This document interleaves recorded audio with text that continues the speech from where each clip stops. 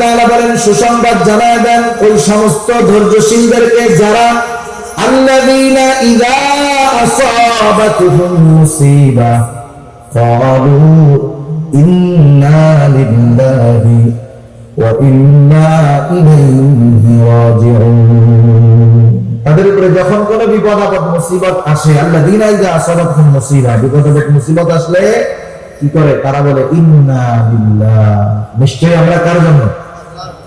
আবার তার কাছেই আমরা ফিরে যাব। আল্লাযীনা ইযা আসাবাতহুম মুসিবা ক্বালু, আল্লাহ রাব্বুল আলামিন দুইয়া তাকে বলেন ইয়া আইয়ুহাল্লাযীনা আমানু ইসতাঈনু বিস-সাবরি ওয়াস-সালাহ ইন্নাল্লাহা মা'আস-সাবিরিন। আল্লাহ তাআলা বলেন হে ঈমানদারেরা ইসতাঈনু, তার মানে বোঝা গেল ঈমানদারদের উপরে পরীক্ষা আসবে, ঠিক কিনা বলেন? আল্লাহ তাআলা কিন্তু বলেন না ইয়া আইয়ুহান নাস, আল্লাহ তাআলা বলেছেন ইয়া আইয়ুহাল্লাযীনা আমানু, হে ঈমানদারেরা। বিপদ আপদ মুসিবত আসবে, কি করব?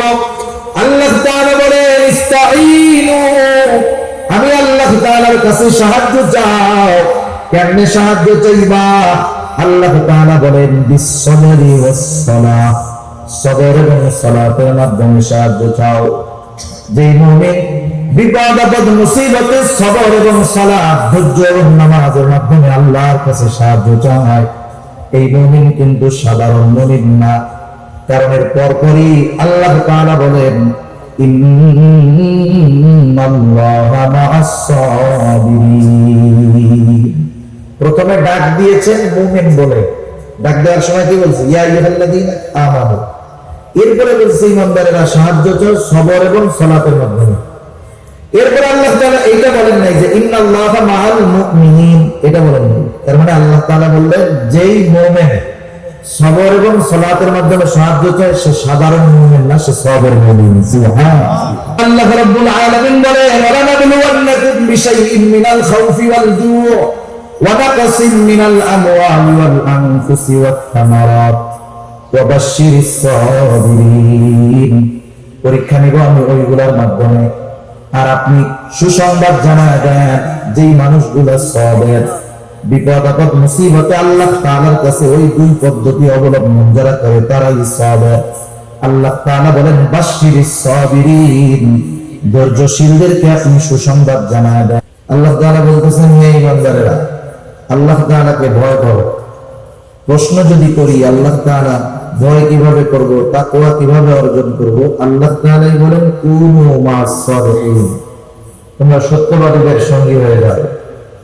আবার আল্লাহ তাআলা আরেক জায়গায় বলেন ইয়া আইয়ুহাল্লাযীনা আমানুত্তাকুল্লাহ, আল্লাহ তাআলা বলেন হে ঈমানদারেরা তোমরা আল্লাহ তাআলাকে ভয় করো, মুত্তাকি হও। আমরা জিজ্ঞাসা করি কিভাবে হব? আল্লাহ তাআলা বলেন কুলু কওলান সাদীদা, তোমরা সোজা কথা বলো।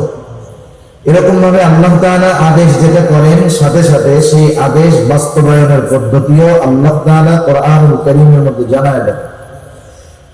এজন্য আল্লাহ তাআলা আমাদেরকে সফল হতে বলেছেন এবং কি করলে সফলতা অর্জন করা যাবে এও আল্লাহ তাআলা আমাদেরকে জানিয়ে দিয়েছেন। কারণ দুনিয়াতে সফলতা বিফলতার ভিত্তি মানদণ্ড একরকম, সংজ্ঞা একরকম। আল্লাহ তাআলার কাছে সফলতা বিফলতার সংজ্ঞা একরকম। দুনিয়াতে আমরা সফল কাকে বলি? দুনিয়ার লাইনে যে প্রসিদ্ধি অর্জন করে, অনেক সম্পদের মালিক হয় অল্প সময় অনেক বড় নেতা হয়ে যায়, পদ লাভ করে, অনেক বড় দুনিয়াবি ডিগ্রি অর্জন করে, আমরা লোকটাকে বলি সে একজন সফল মানুষ, সফল ব্যবসায়ী। কিন্তু আল্লাহ সুবহানাহু ওয়া তাআলার কাছে দুনিয়াবি এই সফলতা অর্জন করলেই আসল সফল হওয়া যায় না। কারণ দুনিয়া সম্পৃক্ত যেই সফলতা এটা চোখ বন্ধ হওয়ার সাথে সাথে সেটা শেষ। একজন বড় ডিগ্রি লাভ করলো, ডক্টরেট শেষ করলো, পিএইচডি করলো, বলেন তো মৃত্যুবরণ করার সাথে সাথে তার এই ডক্টরেট ডিগ্রির কোনো দাম আছে? কোনো দাম নেই। একজন অনেক টাকার মালিক হলো, চোখ বন্ধ করার সাথে সাথে বলেন তো এই টাকার কোনো দাম আছে? তাহলে বোঝা গেল দুনিয়া সম্পৃক্ত সফলতা আমরা যাকে বলি এটা চোখ বন্ধ হওয়ার সাথে সাথেই শেষ হয়ে যায়। কিন্তু আল্লাহ তাআলা আমাদেরকে এমন সফল হতে বলেছেন যেই সফলতার শুরু আছে শেষ নাই। সেজন্য আল্লাহ তাআলার সংজ্ঞায় সফলতা অন্য জিনিস। আমরা যাদেরকে সফল ভাবি আল্লাহ তাআলার কাছে তারা সফল নাও হতে পারে। সফল তাহলে কারা? আল্লাহ তাআলা কোরআনুল কারীমের মধ্যে বলেন, ফামান যুহজিহা আনিন নার ওয়া উদখিলাল জান্নাতা ফাকাদ ফাজ। আল্লাহ রাব্বুল আলামিনের সংজ্ঞায় সফল হলো তারা জাহান্নাম থেকে বেঁচে জান্নাতে যাবে যারা। আল্লাহ তাআলার সংজ্ঞায় সফল হলো তারা। আর যেই দিন আল্লাহ রাব্বুল আলামিন সফলতা বিফলতার সার্টিফিকেট দিবেন, সনদ দিবেন, সেই দিনটা হলো কিয়ামতের দিন। একটু আগেই আল্লাহ রাব্বুল আলামিন বলেন, ওয়া ইন্নামা তুওয়াফাউনা উজুরাকুম ইয়াওমাল কিয়ামাহ ফামান যুহজিহা আনিন নার ওয়া উদখিলাল জান্নাতা ফাকাদ ফাজ। আল্লাহ রাব্বুল আলামিন বলেন, ওয়া ইন্নামা তুওয়াফাউনা উজুরাকুম ইয়াওমাল কিয়ামাহ, কিয়ামতের দিন প্রত্যেককে পরিপূর্ণ প্রতিদান দেওয়া হবে। কিসের প্রতিদান? দুনিয়ায় কে কেমন আমল করেছে তার প্রতিদান। যেমন আমাদের দুনিয়ার মধ্যে স্কুল, কলেজ, ভার্সিটি, মাদ্রাসার মধ্যে পরীক্ষা হয় কি হয় না? অবশ্যই পরীক্ষা আগে, ফলাফল তারপরে। অনুরূপ ভাবে কিয়ামতের দিবসটা হলো ফলাফল ঘোষণার জায়গা, পরীক্ষার জায়গা নয়। তাহলে পরীক্ষার জায়গা কোথায়? পরীক্ষার জায়গা হলো এই দুনিয়া। দুনিয়া হলো পরীক্ষার হল, আর পরকাল হলো ফলাফলের দিবস, প্রতিদান দিবস। পরীক্ষার হলে সময় কম। একজন পরীক্ষার হলে ঢুকলে একটা বিষয়ে কয় ঘন্টা সময়? সর্বোচ্চ 3 ঘন্টা সময়, ঠিক না? কিন্তু যদি এই 3 ঘন্টা সময় ওই ছাত্র কাজে লাগাতে ব্যর্থ হয়, 3 ঘন্টা সময় যদি কাজে লাগাতে ব্যর্থ হয়, তাহলে তার ব্যর্থতা থাকে সারা জীবন, ঠিক কিনা বলে? আবার কোন ব্যক্তি যদি পরীক্ষার হলের অল্প সময় কাজে লাগাতে পারে, তাহলে তার সফলতা হয় দীর্ঘদিন ব্যাপী, অনেক দিন ব্যাপী। এই জন্য দুনিয়া হলো পরীক্ষার জায়গা। দুনিয়ার হায়াতটা নিতান্তই বড় কম। কত কম, কত কম! কারণ দুনিয়া আমাদের কিন্তু শেষ আবাসস্থল নয়, আমাদের শেষ মঞ্জিল, শেষ আবাসস্থল হলো জান্নাত। আল্লাহ তাআলা কবুল করুন, সবাই বলি আমিন। আমরা আল্লাহ তাআলার কাছে এই ব্যাপারে আশা রাখি যে ইনশাআল্লাহ আমাদের সবার শেষ মঞ্জিল, শেষ ঘাঁটি হবে জান্নাত। সবাই তো আর যাবে না, তারপর আশা রাখি। কারণ আল ঈমানু বাইনাল খাউফি ওয়ার রাজা, আশা এবং ভয়ের মাঝে ঈমান। আশার ব্যাপারে আল্লাহ তাআলার নিকটে সর্বোচ্চ আশা রাখা চাই, আবার ভয়ের ব্যাপারে সর্বোচ্চ ভীত হওয়া চাই। হযরত ওমর রাদিয়াল্লাহু তাআলা আনহু বলতেন, আমি তো আল্লাহ তাআলার কাছে এত পরিমাণ আশা রাখি যে तमाम দুনিয়ার সব মানুষ যদি জাহান্নামী হয়, একজন মানুষ যদি জান্নাতি হয়, আমি আশা করি আমি ওমর হব সেই একজন ব্যক্তি। সুবহানাল্লাহ। আবার এতটা ভীত আমি যে तमाम দুনিয়ার মানুষ যদি জান্নাতি হয় আর একজন মানুষ যদি জাহান্নামী হয়, আমি ভয় পাই যে হতে পারে ওই একজন ব্যক্তি হবো আমি ওমর। আল্লাহ তাআলার ব্যাপারে সর্বোচ্চ আশা রাখা চাই, কারণ আল্লাহ তাআলার ব্যাপারে আমাদের ধারণা যেমন, আমাদের ব্যাপারে আল্লাহ তাআলার ব্যবহার হবে তেমন। সেজন্য আমাদের শেষ মঞ্জিল হলো জান্নাত। কিন্তু এই শেষ মঞ্জিলে যাওয়ার আগে আমরা অনেকগুলা মঞ্জিল, অনেকগুলা ঘাটি অতিক্রম করি, অনেকগুলা ঘাটি। প্রথমত, দুনিয়াতে আমাদের কোনো অস্তিত্ব ছিল না। একটা সময় তো মানুষ বলতেই কোনো কিছু ছিল না। আল্লাহ রাব্বুল আলামিন হযরত আদম আলাইহিস সালামকে সৃষ্টি করেছেন মাটি দিয়ে। আমাদের মূল সৃষ্টি হলো হযরত আদম আলাইহিস সালাম থেকে। আল্লাহর নবী বলেন, আল্লাহ তাআলা আদম আলাইহিস সালামের পৃষ্ঠদেশ তথা পিঠ থেকে আমাদের সবার রূহ একত্রে এক সময় সৃষ্টি করেছেন। আল্লাহ তাআলা আদম আলাইহিস সালাম থেকে আমাদের রূহ সৃষ্টি করেছেন। তাহলে বোঝা গেল এখন আছি দুনিয়ার জগৎ। দুনিয়ার জগতে আসার আগে আমরা একটা জগতে ছিলাম, সেই জগৎটা হলো রূহের জগৎ। বলেন তো, রূহের জগতে আমরা সবাই ছিলাম, কোন সন্দেহ আছে নাকি? কিন্তু রূহের জগতে আমাদের অবস্থান কাল কত বছর ছিল এর হিসাব আমাদের কারো জানা আছে নাকি? হয়তো লক্ষ লক্ষ বছর আমরা রূহের জগতে ছিলাম। একটা সময় আল্লাহ তাআলা মা বাবার মাধ্যমে আমাদেরকে দুনিয়ায় পাঠিয়েছে। আল্লাহ রাব্বুল আলামিন যখন মায়ের গর্ভে 120 দিন পর ওই তুচ্ছ এক ফোঁটা নাপাক পানি একটা মৃত মানুষের টুকরায় প্রস্তুত হয়ে যায়, 120 দিন পর আল্লাহ তাআলার আদেশে ফেরেশতারা হাজির হয়ে যায়। মায়ের পেটের মধ্যে আমি আপনি ছিলাম মৃত। এজন্য আল্লাহ তাআলা কোরআনুল কারীমের মধ্যে আগেই বলছেন মরার কথা, আল্লাযী খালাকাল মাউতা ওয়াল হায়াতা লিয়াবলুয়াকুম আইয়ুকুম আহসানু আমালা। এই জায়গা আল্লাহ তাআলা আগে বলছেন কি, আল্লাযী খালাকাল মাউতা, যিনি আগে মৌত সৃষ্টি করেছেন। তার মানে দুনিয়ায় প্রাণ পাওয়ার আগে আমরা মৃত ছিলাম, মায়ের পেটে কি ছিলাম? মরা।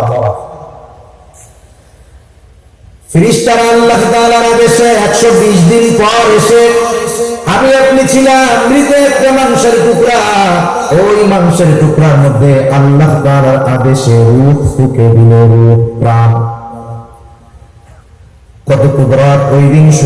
শুধু প্রাণ ফুঁকে দিছে, রূহ দিয়েছে এমনটা নয়। এই মাংসের বডির সাথে ওই রূহটা কতদিন থাকবে সেই দিন সেটাও নির্ধারিত হয়ে যায়। কতদিন এই দেহের সাথে রূহ থাকবে সেটা মায়ের পেটের মধ্যে থাকতেই লেখা হয়েছে। এই যে বোতলটা দেখেন না, বোতল, এরকম বোতল, প্যাকেট, চিপসের প্যাকেট জিনিস থাকে না, কি লেখা থাকে? এই যে লেখা 1 নম্বরে মূল্য, এরপরে লেখা আছে উৎপাদনের তারিখ, আর একটা আছে মেয়াদ। উৎপাদনের তারিখ হলো এই বোতলটা যেদিন পানি ভরা হয়েছে, ক্যাপ লাগাই দিচ্ছে, সাথে সাথে লেখা আছে মেয়াদ, মানে এই পানিটা কতদিন খাওয়া যাবে। এখন বলেন, মেয়াদ উত্তীর্ণ পানি 3 মাস আগে মেয়াদ উত্তীর্ণ হয়ে গেছে, এই পানি যদি আপনার কাছে নিয়ে দেওয়া বলি হাদিয়া আপনার আমি খাওয়াই দিই, খান, নষ্ট হয়েছে না হয়েছে আল্লাহ ভালো জানে, কিন্তু যখন দেখবেন মেয়াদ শেষ খাবেন। অনুরূপ ভাবে বোতলের গায়ে যেমন উৎপাদনের তারিখ তথা ওর জন্ম তারিখ আর মৃত্যু তারিখ লেখা আছে, অনুরূপ ভাবে আমার আপনার সাথে মৃত্যু তারিখ লেখা আছে। বোতলের গায়ে মেয়াদটা দেখা যায়, কিন্তু আমার আপনার মেয়াদ কতদিন দেখাও যায় না, জানাও যায় না। কিন্তু একটা নির্দিষ্ট সময় কিন্তু আছে, কিন্তু আমাদের অজানা, জানা নাই। ওই সময়টা যখন আসবে, নির্দিষ্ট সময়টা যখন হাজির হবে, 1 মুহূর্ত বেশি আমি দুনিয়া থাকতে পারবো না, 1 মুহূর্ত আগেও মালাকুল মউত আমার কাছে আসবে না। শুধু তাই না, আমরা মনে করি মানুষ মৃত্যুর কারণ হলো সুস্থতা, অসুস্থতা, বিষয়টা এমন না। সমাজে তো অনেক মানুষ দেখা যায় 30 বছর ধরে ঘরে পড়ে আছে, কথাও বলতে পারে না, বিছানায় প্রস্রাব পায়খানা, ভারী খাবারও খায় না, শুধু স্যালাইন পানি খেয়ে বেঁচে আছে 30 বছর। আছে না এরকম? অনেক আছে। আবার একজন সুস্থ মানুষ রাতের বেলায় সুস্থ অবস্থায় ঘুমাতে গেছে, ঘুম থেকে আর জাগে নাই, শেষ। সেজন্য আল্লাহ তাআলা বলেন, ফাইদা জাআ আজালুহুম লা ইস্তাখিরুনা সাআতাও ওয়া লা ইস্তাকদিমুন। একেবারে যথা সময়ে আমাদের মেয়াদ যখন ফুরিয়ে যাবে, মালাকুল মউত হাজির হবে, 1 মুহূর্ত আগেও আসবে না, 1 মুহূর্ত বিলম্ব হবে না। কতদিন দুনিয়ার বুকে ওই মাংসের টুকরার সাথে রূহটা থাকবে, আল্লাহ তাআলার আদেশে মায়ের পেটের মধ্যেই ওটা ফিক্সড হয়ে যায়। কেউ তো এমন হয় মায়ের গর্ভে থাকতেই মৃত অবস্থায় দুনিয়ায় আসে, কেউ বা দুনিয়ায় ভূমিষ্ঠ হওয়ার পরে মারা যায়, কেউ 2 বছর 10 বছর 15 20 50 60 70 80 বছর 100 বছর বাঁচে এমন লোকের সংখ্যা কম।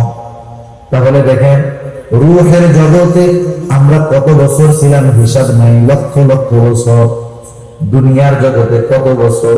গড় আয়ু হলো 65 থেকে 70 বছর মাত্র। এরপরে যেই দিন আমার মেয়াদ শেষ হয়ে যাবে, মালাকুল মউত আমার দেহ থেকে রূহ থেকে ছিনিয়ে নিয়ে যাবে। আমাদের এলাকায় মানুষ মারা যাওয়ার পর মাইকিং করা হয়, ঘোষণা করা হয়, অমুক এলাকার অমুক আজ বিকাল 5 ঘটিকার সময় ইন্তেকাল করিয়াছে, আগামী দিন সকাল 8টায় ঈদগাহ ময়দানে তার জানাজা হবে। এরকম ঘোষণা করেন। কি বলে? বলে ইন্তেকাল করিয়াছে।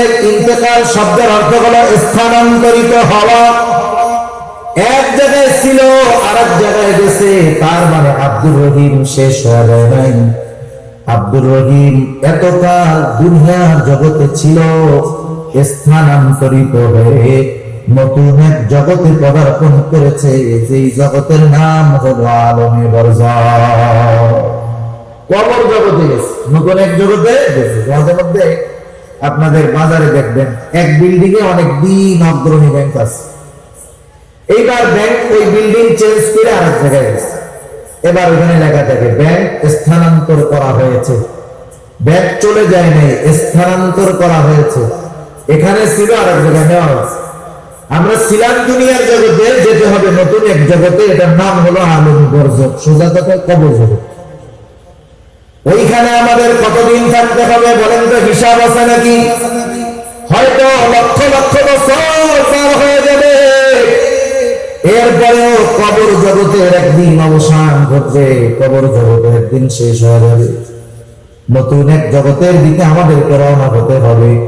আল্লাহ তাআলা কোরআনুল কারীমের মধ্যে বলেন, ওয়া নুফিখা ফিস সূরি ফাসাইকা মান ফিস সামাওয়াতি ওয়া মান ফিল আরদ সুম্মা নুফিখা ফীহি উখরা ফাইযা হুম কিয়ামুন ইয়ানজুরুন। আল্লাহ রাব্বুল আলামিনের আদেশে ইসরাফিল আলাইহিস সালাম সিংহায় ফুৎকার দিবে।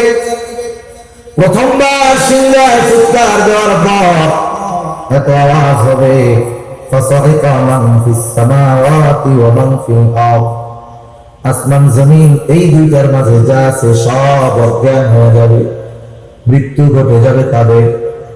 এরপরে দীর্ঘকাল পর আল্লাহ তাআলার আদেশে ইসরাফিল আলাইহিস সালাম আরেকটা সিংহায় ফুৎকার দিবে। আল্লাহ তাআলা বলেন, সুম্মা নুফিখা ফীহি উখরা ফাইযা হুম কিয়ামুন ইয়ানজুরুন। অতঃপর যখন দ্বিতীয় ফুৎকার দেওয়া হবে, মানুষেরা যে যেখানে মৃত্যুবরণ করেছিল, যাকে যেখানে দাফন করা হয়েছিল, প্রত্যেকে প্রত্যেকের অবস্থান থেকে উঠে দাঁড়িয়ে যাবে। সুবহানাল্লাহ। আর এদিকে ওদিকে তাকায় দেখবে কি হইতেছে, এগুলা কি হচ্ছে, এগুলা কিয়ামতের দিন যখন মানুষেরা দেখবে জমিন তার অভ্যন্তরে যা ছিল সব উগড়ায় দিচ্ছে। মুফাসসিরিন ইকরাম বলেন এগুলো মানুষের দেহ, কোন কোন মুফাসসির বলেন এগুলো হলো স্বর্ণের খনি টনি সব। আর ওরা দেখবে, হায় রে, তারা বলবে ক্বালাল ইনসানু মালাহা, কি হইতেছে এগুলা? এগুলোর জন্য এই দুনিয়াতে সব কিছু করছিলাম, আল্লাহর অবাধ্য হয়েছিলাম, নাফরমানি করেছিলাম, কি হইতেছে এগুলো? মানুষ অবাক হয়ে।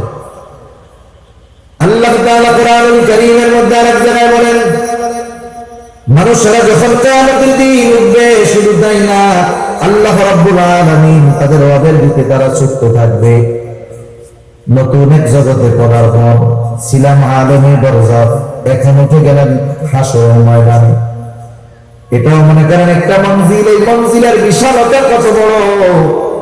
আল্লাহ রাব্বুল আলামিন কোরআনুল কারীমের মধ্যে বলেন, ইয়াওমান কানা মিকদারুহু 50,000 সানা, কিয়ামতের একটা দিনের মেয়াদ দুনিয়ার 50,000 বছরের সমান। একটা সময় বিচার আচার হবে, মানুষেরা প্রথমে তো 2 ভাগে ভাগ হবে। আল্লাহ তাআলা বলেন, ফারিকুন ফিল জান্নাহ ওয়া ফারিকুন ফিস সাঈর, একটা দল জান্নাতি আর একটা দল জাহান্নামী। জান্নাতের মধ্যে থাকবে দুই অবস্থা, একদল থাকবে বেঈমান, তারা অনন্তকাল জাহান্নামী, আর একদল থাকবে ঈমানদার তবে গুনাহগার নাফরমান। এই মানুষগুলা পাপের শাস্তি ভোগ করার পর ঈমানের কারণে তারাও জান্নাতে প্রবেশ করবে। এইবার যারা জান্নাতি অনন্তকাল জান্নাতি, এইবার যারা জাহান্নামী অনন্তকাল জাহান্নামী। এই জান্নাতি এদের অবস্থান জান্নাতে শুরু হবে, শেষ হবে না। জাহান্নামে যারা অবস্থান করবে অনন্তকাল অবস্থান করবে, সময় শেষ হবে না। এই যে মঞ্জিল গুলা গেল, কথা বুঝতেছেন আপনারা? সজাগ আছেন তো? এই যে মঞ্জিল গুলা গেল, রূহের জগৎ, দুনিয়ার জগৎ, কবর জগৎ, কিয়ামত দিবস, জান্নাত অথবা জাহান্নাম, এই মঞ্জিল গুলা আমাদের অতিক্রম করা লাগবে। একটা করছি, সামনে আরো করতে হবে। বলেন তো সবচেয়ে কম সময় কোন মঞ্জিলে থাকা হবে? ভিতরে বলেন না, কোথায়? 60-70 বছর। পরীক্ষার হলের সময় কম না বেশি? একটা সাবজেক্ট পড়ে 2 বছর, পরীক্ষা দেয় 3 ঘন্টা। সেজন্য দুনিয়ার হায়াত কম, কিন্তু এই হায়াতের দামটা বেশি। সেজন্য যদি দুনিয়ার এই হায়াত আমরা কাজে লাগাতে পারি, অনন্তকালের সফলতা অর্জন করা যাবে। এজন্য অনন্তকালের সফল যদি হতে হয়, দুনিয়ার সময়টাকে কাজে লাগাতে হবে, ঠিক কিনা বলেন? এখন তাহলে অনন্তকালের সফলতা আমরা কিভাবে অর্জন করতে পারি? সূরা আলে ইমরানের সর্বশেষ আয়াতে আল্লাহ রাব্বুল আলামিন আমাদেরকে বলেন, ইয়া আইয়ুহাল্লাযীনা আমানু, আল্লাহ তাআলা বলেন, হে ঈমানদারেরা, ইসবিরু, তোমরা সবর করো। শুধু সবর করলে হবে না, ওয়াসাবিরু, সবরের উপরে তোমরা অটল থাকো। ওয়ারাবিতু, সর্বদা জিহাদের জন্য প্রস্তুত থাকো। 4 নাম্বার, ওয়াত্তাকুল্লাহ, আল্লাহ তাআলাকে ভয় করো। কেন এই 4 গুণ আমরা অর্জন করব? আল্লাহ তাআলা বলেন, লাআল্লাকুম তুফলিহুন, যাতে তোমরা শুধু মুমিন নয়, সফল মুমিন হতে পারো। তাহলে সফল কারা? জান্নাতে যাবে যারা। সফল কারা? জান্নাতে যাবে যারা। আমরা সবাই সফল হইতে চাই না? সবাই চাই তো? আল্লাহ কবুল করুন। তাহলে 1 নাম্বার গুণ হলো, যদি সফল হতে চাও, আল্লাহ তাআলা বলেন, হে ঈমানদারেরা, ইসবিরু, তোমরা সবর করো। সবর, সবর বলতে আমরা কি বুঝি? সবর কোথায় করব, কিভাবে করব, আমাদের অনেকে জানা নাই। অনেক সময় আমরা মনে করি বিপদ আপদ মুসিবত কষ্ট ক্লেশ এখানেই মনে হয় শুধু সবর। সবর মনে হয় আর কোনো জায়গায় নাই। কিন্তু তাফসীরে মারিফুল কোরআন সহ দুনিয়ার যত প্রসিদ্ধ তাফসীর রয়েছে, প্রত্যেকটা তাফসীরের মধ্যে মুফাসসিরিনে কেরাম জানা দেন, সবর শুধু বিপদ আপদ মুসিবতের মধ্যে নয়, সবর হবে 3 জায়গায়। কয় জায়গায় হবে সবর? 3 জায়গায়। 1 নাম্বার সবর হবে সবরুন আলা তাআত, আনুগত্যের মধ্যে সবর। আনুগত্যের মধ্যে হবে সবর, তথা সবরুন আলাল ইবাদাহ, ইবাদতের মধ্যে সবর। কারণ আনুগত্যটাই হলো ইবাদত। আল্লাহ এবং রাসূলের পরিপূর্ণ আনুগত্য যারা করে তারাই মূলত ইবাদত করে। সেই জন্য আল্লাহ তাআলার যত আদেশ আছে, নিষেধ আছে, সবগুলা বিনা যুক্তিতে বিনা চিন্তায় মেনে নেওয়ার নাম হলো আনুগত্যতা। আল্লাহ তাআলা যেটা করতে বলছেন সেটা করা, যেটা নিষেধ করেছেন সেটা থেকে বিরত থাকা, সোজা কথা শেষ। এরপরে 2 নাম্বার সবর হবে সবরুন আনিল মাআসি, পাপের ক্ষেত্রে সবর। আমরা তো অনেক সময় মনে করি যে সবর মনে হয় বিপদ আপদ মুসিবতে সবর, তাইলে আবার গুনাহ থেকে সবর কেমন হয়? রাসূল আকরাম সাল্লাল্লাহু আলাইহি ওয়াসাল্লামের একটা নসিহত ওয়ালা হাদিস আছে। হযরত আবু হুরায়রা রাদিয়াল্লাহু তাআলা আনহু হতে হাদিসটা বর্ণিত। রাসূলুল্লাহ সাল্লাল্লাহু আলাইহি ওয়াসাল্লাম হযরত আবু হুরায়রা রাদিয়াল্লাহু তাআলা আনহুকে 5টা নসিহত করেছেন ওই হাদিসের মধ্যে। ওই হাদিসের মধ্যে প্রথম আছে, ও আবু হুরায়রা, তুমি মানুষের মধ্যে সবচাইতে বড় আবেদ হতে পারবা কেমনে?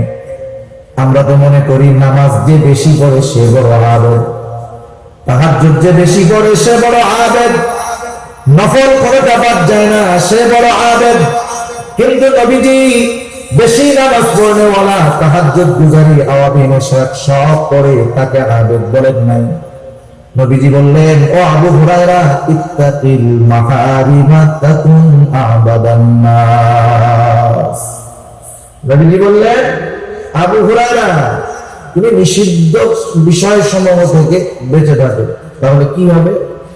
তুমি মানুষের মধ্যে সবচেয়ে বড় আবেদ হয়ে যাবে। সুবহানাল্লাহ।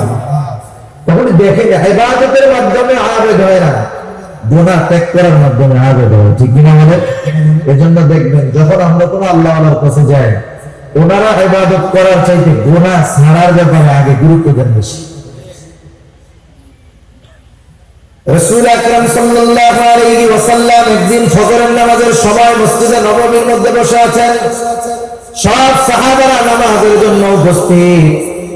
রাসূল আকরাম সাল্লাল্লাহু আলাইহি ওয়াসাল্লাম হঠাৎ করে বলতেছে, শোনো, এখন যে ব্যক্তি দরজা দিয়ে প্রবেশ করবে সে জান্নাতি, নবীজির জবান দিয়ে বের হয়েছে সে জান্নাতি, কোনো সন্দেহ নাই। সবার নজর দরজার দিকে, কোন আল্লাহর বান্দা এখন দরজা দিয়ে ঢুকে সৌভাগ্যবান ব্যক্তি, সবাই দেখতে চায়। সবাই তাকায় দেখে এক আল্লাহর বান্দা ঢুকছে, ওযু করছে, বোঝা যায় এখনো দাড়ি ভেজা পানি পড়তেছে, বাম হাতের মধ্যে জুতা। আল্লাহর বান্দা ভেতরে ঢুকলেন, প্রথম দিন গেল, আবার পরের দিন আল্লাহর নবী বলতেছে, এখন যে ব্যক্তি দরজা দিয়ে ঢুকবে সে জান্নাতি। সবার নজর দরজার দিকে, কে সেই সৌভাগ্যবান ব্যক্তি? এবার তাকায় দেখে বিগত দিন যেই ব্যক্তি দরজা দিয়ে ঢুকেছিল আজকেও সে ঢুকছে। আগের দিন যেমন ওযু করছে, দাড়ি থেকে পানি পড়তেছে, আজকেও দাড়ি থেকে পানি পড়ে। দ্বিতীয় দিন চলে গেল, তৃতীয় দিন আবার নবীজি বলতেছেন, শোনো, এখন যেই ব্যক্তি দরজা দিয়ে ঢুকবে সে জান্নাতি। সবার নজর আবার দরজা তাকায় দেখে বিগত 2 দিন যেই ব্যক্তি ঢুকেছে যেই অবস্থায় ছিল আজকেও সেই অবস্থা, দাড়ি দিয়ে পানি পড়তেছে, মানে মাত্র ওযু করছে একটু আগে, বাম হাতের মধ্যে জুতা ঢুকছে। একটা বর্ণনায় ওই ব্যক্তির নাম আসছে, আর এক বর্ণনায় আসে নাই, ওস্তাদে আহমেদের মতো। আর এক বর্ণনায় আসছে যেই ব্যক্তি ঢুকছে ওনার নাম হলো হযরত সাদ রাদিয়াল্লাহু তাআলা। এক ব্যক্তির ব্যাপারে যখন বিশ্বনবীর পর 3 দিন একই ঘোষণা, এই লোকটা জান্নাতি, কোনো সন্দেহ নেই, ঠিক কিনা বলেন? একজন সাহাবী আব্দুল্লাহ ইবনে আমর ইবনুল আস রাদিয়াল্লাহু তাআলা, উনি চিন্তা করলেন কোন স্পেশাল আমলের কারণে নবীজি পর 3 দিন তার ব্যাপারে এমন ঘোষণা দিলেন। নবীজি তো নিজে দেন নাই, নিশ্চয়ই আসমানের মালিকের পক্ষ থেকে ইশারা আছে।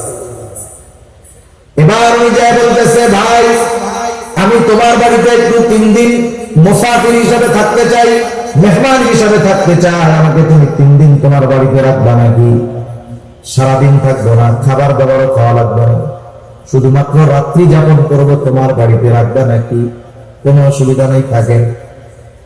আগের আমলে মেহমানদারিটা সহজ ছিল, ঝামেলা ছিল না। এখন আমি যদি এক জায়গায় মেহমান হই, আমি চিন্তা করি আমার 5 পদের না খাওয়াইলে বদনাম, ঠিক না? আগের আমলে এমন হইতো, একজন গেছে এক বাড়িতে মেহমান হইয়া, বাড়ি কিছুই নাই, কিছুই নাই, মেহমান গেছে ফেরা দেয় নাই। মেহমান যাওয়ার পরে বলতেছে, কি বলবো, আলহামদুলিল্লাহ আপনি আসছেন, মেহমান তো বরকত নিয়ে আসে, আমাদের ঘরে কিছু নাই, আমরা রোজা আছি, আপনিও থাকেন, ইনশাআল্লাহ কিছু একটা হবে। আর এখন মেহমান আসলে আমার ঘরে কিছু নাই, আমি যদি বলি আমারও ইজ্জত শেষ, মেহমানের ইজ্জত শেষ, ঠিক কিনা বলেন?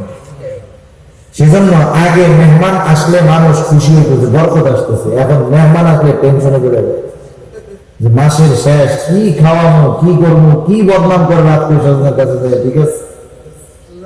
সব লোক দেখানো লৌকিকতা হয়ে গেছে আমাদের, ঠিক কিনা বলেন?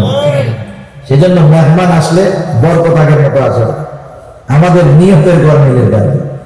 এখন উনি রাতের বেলা থাকবে, খাবে যাবে না, কিন্তু উনি তো থাকবে ঘুমানোর জন্য না, দেখার জন্য রাতের বেলা কি আমল করে। এশার নামাজ পড়ে একসাথে বাড়িতে যাওয়ার পর ওনারে দিছে আরেক ঘরে থাকার জন্য, উনি ঘুমায় না। খেয়াল করতেছে হযরতের সাদ কি করে, তিনি দেখলেন এশার নামাজের পর খাওয়া দাওয়া করে আল্লাহর বান্দা ঘুমাইছে। উনি সারা রাত জাগনা, কখন আল্লাহর বান্দা উঠে কি আমল করে দেখবো দেখবো দেখবো করতে করতে ফজরের আযান দিয়ে দিল। উনি ঘুম থেকে উঠলেন, জরুরত সেরে ওযু করে মসজিদের দিকে রওনা হয়ে গেলেন নামাজ পড়তে যাওয়ার জন্য। প্রথম দিন এই অবস্থা, এবার দ্বিতীয় দিন খেয়াল করতেছে কি করে, চিন্তা করতেছে ধারাবাহিক আমল, হয়তো একদিন কোন কারণে বাদ যাইতে পারে, দ্বিতীয় দিন আশা করি বাদ যাবে না। আবার দ্বিতীয় দিন সারা রাত জাগ্রত, দেখি কি আমল করে কি আমল করে। তাকায় দেখে কোনো আমল নাই, এশার নামাজ পড়ে লম্বা ঘুম। ফজরের আযানের সময় ঘুম থেকে উঠলো, একটু চিন্তিত হয়ে গেছে, রায় কোন আমল টামল তো দেখি না, কি ব্যাপার, দেখি আরেকটা দিন থাকি। কারণ কোন ব্যক্তি যদি ধারাবাহিক ভাবে কোন আমল করে, সাধারণত যত ব্যস্ততা থাকুক না কেন পরপর 3 দিন বাদ যাবে না। তৃতীয় দিন রাত্রে আবার সারা রাত জাগ্রত, দেখতে চায় কি করে। দেখলো এশার নামাজ পড়ে ঘুমায়, ফজরের আযান দিলে ঘুম থেকে উঠলো। এবার আর মনের মধ্যে কৌতূহল চাপায় রাখতে পারে নাই, প্রশ্ন করতেছে এবারতে যে ভাই শোনো, পরপর 3 দিন তোমার বাড়িতে অবস্থানের একটা কারণ আছে। এর আগে পরপর 3 দিন ফজরের নামাজের সময় আমরা মসজিদের ভিতর নবীজি ঘোষণা করলেন, এখন যেই ব্যক্তি দরজা দিয়ে ঢুকবে সে জান্নাতি। আমরা পরপর 3 দিন দরজার দিকে তাকায় দেখলাম, পরপর 3 দিন যেই ব্যক্তি ঢুকেছে তিনি হলা সেই ব্যক্তি।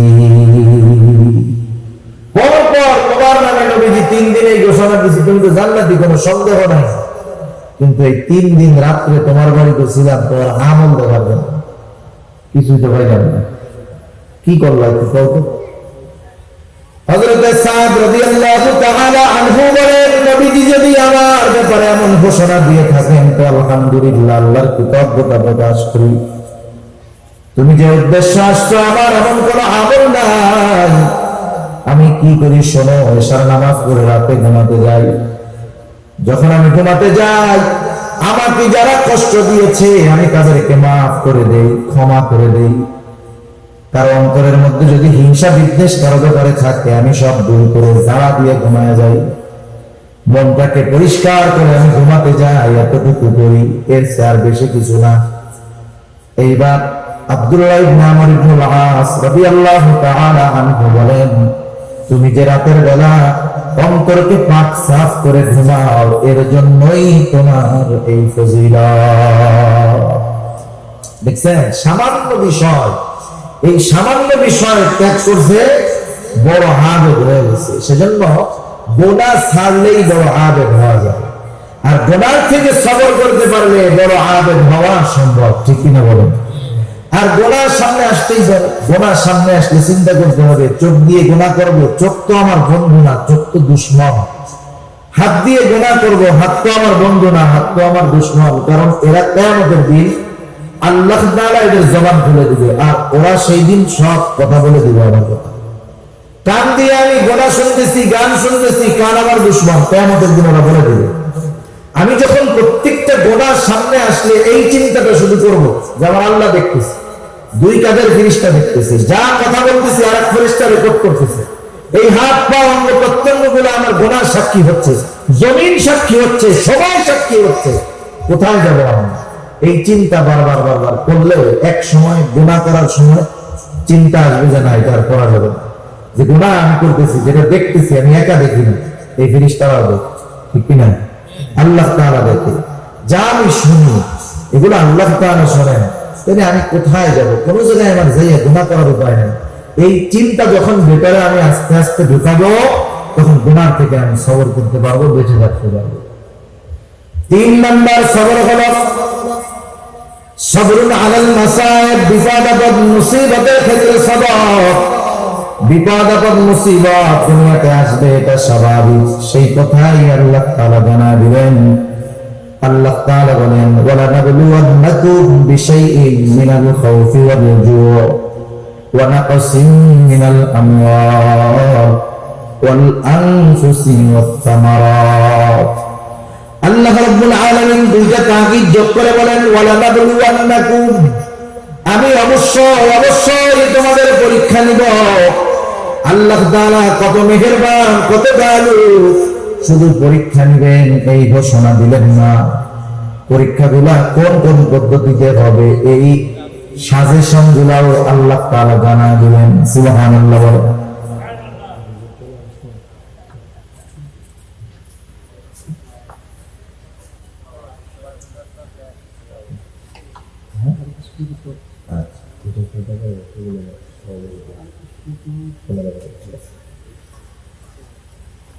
আল্লাহ তাআলা কত মেহেরবান, শুধু যদি বলতেন আমি পরীক্ষা নিব, কিছু বলার ছিল, করার ছিল, আমাদের কিছু করার বা বলার ছিল, বলেন ছিল না। কিন্তু পরীক্ষাগুলো কিভাবে নেবেন আল্লাহ তাআলা বলে দিলেন। যেমন দেখেন, পরীক্ষার আগে ছাত্ররা ওস্তাদদের কাছে যায়, স্কুলেও যায়, মাদ্রাসায়ও যায়, যার করে কি বলে কিতাব তো অনেক বড়, একটু দাগায় দেন না, কোন কোন গুলো আসতে পারে, হযরত দাগায় দেয়। তাহলে কি হয়, বিশাল কিতাব পরীক্ষার জন্য সব যদি পড়তে হয় কঠিন হয়ে যাবে। একটু সংক্ষিপ্ত যদি হয়ে যায়, সাজেশন যদি পাওয়া যায়, তাইলে প্রস্তুতি নেওয়াটা সহজ হয়। ঠিক কিনা বলে? আল্লাহ তাআলা কত মেহেরবান, সংক্ষিপ্ত সাজেশন দিয়ে দিয়েছেন। আর যখন কি পরীক্ষা হবে, কোন বিষয়ের পরীক্ষা হবে জানা যায়, ওটার প্রস্তুতিও নেওয়া যায়। ঠিক কিনা? একটা মেধাবী ছাত্র, খুব ভালো ছাত্র, হঠাৎ করে ফজরের নামাজের সময় উঠতে ওরে বলা হলো চলো এখনই তোমার এই কিতাবের পরীক্ষা দিতে হবে। ও যত ভালো ছাত্র হোক, মানসিক একটা প্রস্তুতির ব্যাপার আছে, এখানে ওর পরীক্ষা খারাপ হয়ে যাবে। কিন্তু যদি বলা হয় ওই ছাত্রকে যে তোমার কিন্তু পরীক্ষা 2 মাস পরে এই বিষয়ের নেওয়া হবে, ও যখন প্রস্তুতি নেওয়ার সুযোগ পাবে ওর পরীক্ষা ভালো হবে। ঠিক কিনা? আল্লাহ তাআলা আগের থেকে আমরা যেন প্রস্তুতি নিতে পারি, পরীক্ষায় যেন ফেল না হয়, এজন্য আল্লাহ তাআলা আগের থেকে জানায় দিয়েছেন পরীক্ষা কিসের মধ্যে হবে। সুবহানাল্লাহ। আল্লাহ তাআলা বলেন ওয়ালা নাবলুওয়ান্নাকুম বিশাইইন মিনাল খাউফি ওয়াল জু'। আল্লাহ তাআলা বলেন আমি অবশ্যই তোমাদের পরীক্ষা নিব কিছু ভয়ের মাধ্যমে, ওয়াল জু', ক্ষুধা তথা অভাব, দারিদ্রতার মাধ্যমে আমি আল্লাহ পরীক্ষা নিব। ওয়া নাকসিম মিনাল আমওয়াল, মালের লস, মালের ক্ষতির মাধ্যমে আমি আল্লাহ পরীক্ষা নিব। ওয়াল আনফুস, জানের ক্ষতির মাধ্যমে পরীক্ষা নিব। হতে পারে সেই জানের ক্ষতি আমার নিজের হতে পারে, অসুস্থতা নিজের হতে পারে, অথবা প্রিয়জনের হতে পারে। মনে করেন আল্লাহ তাআলার কাছে চাইতে 10 বছর পরে আল্লাহ তাআলা একটা সন্তান দিলেন। যে আল্লাহ সন্তান দিলেন সে আল্লাহ চাইলে নিয়েও যাইতে পারেন। এইবার সন্তানটার বয়স যখন হলো 2-3 বছর, আব্বু ডাকে, আম্মু ডাকে, আবার ছেলেটারে আল্লাহ নিয়ে গেল। জানের ক্ষতি নিজের মাধ্যমে, নিজের জানের ক্ষতি অথবা প্রিয়জনের জানের ক্ষতির মাধ্যমে আল্লাহ তাআলা পরীক্ষা নেন। ওয়াসসামারাত, ফল ফসলের ক্ষতির মাধ্যমে আল্লাহ তাআলা পরীক্ষা নেন। কি পরীক্ষা নেন? আল্লাহ তাআলা দেখতে চান বান্দা কি বিপদ আপদ মুসিবতে পড়ার পর আমি আল্লাহর দিকে ফিরে আসে নাকি অন্যদিকে চলে যায়। ইমানের 6টি ভিত্তির অন্যতম ভিত্তি হলো আল কদরি খাইরিহি ওয়া শাররিহি মিনাল্লাহি তাআলা, তাকদীরের ভালো মন্দ তথা গোটা জিন্দেগীর সব কল্যাণ অকল্যাণ তার তরফ থেকে হয়, আল্লাহর তরফ। আল্লাহ তাআলাই কল্যাণ দেন, আল্লাহ তাআলাই অকল্যাণ দেন।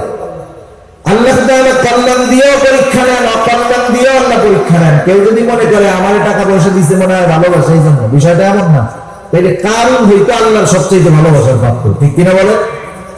সেজন্য আল্লাহ দিয়েও পরীক্ষা নেন, না দিয়েও পরীক্ষা নেন। দিয়ে কি পরীক্ষা নেন? দিয়ে দেখেন যে শুকর করে কিনা, ফখর করে কিনা, গর্ব করে কিনা, আমি আল্লাহকে ভুলে যাই কিনা। না দিয়ে পরীক্ষা নেন যে অভাবে পীড়া সে অবৈধ পথে যায় কিনা, আমি আল্লাহকে ভুলে যাই কিনা, আমি আল্লাহকে দোষারোপ করে কিনা। এই জন্য আল্লাহ তাআলা যে কত মেহেরবান, বিপদ দিবেন নিজে জানায় দিলেন, আবার তিনিই বলেন যে বিপদে পড়লে কি করবা, আমি আল্লাহ তোমাদেরকে বলে দিতেছি। সুবহানাল্লাহ। 2 আয়াত আগে আল্লাহ তাআলা বলেন আল্লাযীনা ইযা আসাবাতহুম মুসিবা قالوا الله رب العالمين يا তাকে বলেন ইয়া আইয়ুহাল্লাযীনা আমানু ইসতাঈনু বিস-সাবরি ওয়াস-সালাহ ইন্নাল্লাহা মা'আস-সাবিরিন। আল্লাহ তাআলা বলেন হে ঈমানদারেরা ইসতাঈনু, তার মানে বোঝা গেল ঈমানদারদের উপরে পরীক্ষা আসবে, ঠিক কিনা বলেন? আল্লাহ তাআলা কিন্তু বলেন না ইয়া আইয়ুহান নাস, আল্লাহ তাআলা বলেছেন ইয়া আইয়ুহাল্লাযীনা আমানু, হে ঈমানদারেরা। বিপদ আপদ মুসিবত আসবে, কি করব? আল্লাহ তাআলা বলেন ইসতাঈনু, আমি আল্লাহ তাআলার কাছে সাহায্য চাও। কেমনে সাহায্য চাইবা? আল্লাহ তাআলা বলেন বিস-সাবরি ওয়াস-সালাহ, সবর এবং সালাতের মাধ্যমে সাহায্য চাও। যে মুমিন বিপদ আপদ মুসিবতে সবর এবং সালাত, ধৈর্য এবং নামাজের মাধ্যমে আল্লাহর কাছে সাহায্য চায়, এই মুমিন কিন্তু সাধারণ মুমিন না। কারণ এর পরপরই আল্লাহ তাআলা বলেন ইন্নাল্লাহা মা'আস-সাবিরিন। প্রথমে ডাক দিয়েছেন মুমিন বলে, ডাক দেওয়ার সময় কি বলছে? ইয়া আইয়ুহাল্লাযীনা আমানু। এরপরে বলছে ঈমানদারেরা সাহায্য চাও সবর এবং সালাতের মাধ্যমে। এরপরে আল্লাহ তাআলা এইটা বলেন নাই যে ইন্নাল্লাহা মা'আল মুমিনিন, এটা বলেন নাই। তার মানে আল্লাহ তাআলা বললেন যেই মুমিন সবর এবং সালাতের মাধ্যমে সাহায্য চায় সে সাধারণ মুমিন না, সে সবর মুমিন। সুবহানাল্লাহ। আল্লাহ উপাধি দিয়ে এবার ডাকছে, স্পেশাল উপাধি দিয়ে সবর মুমিন।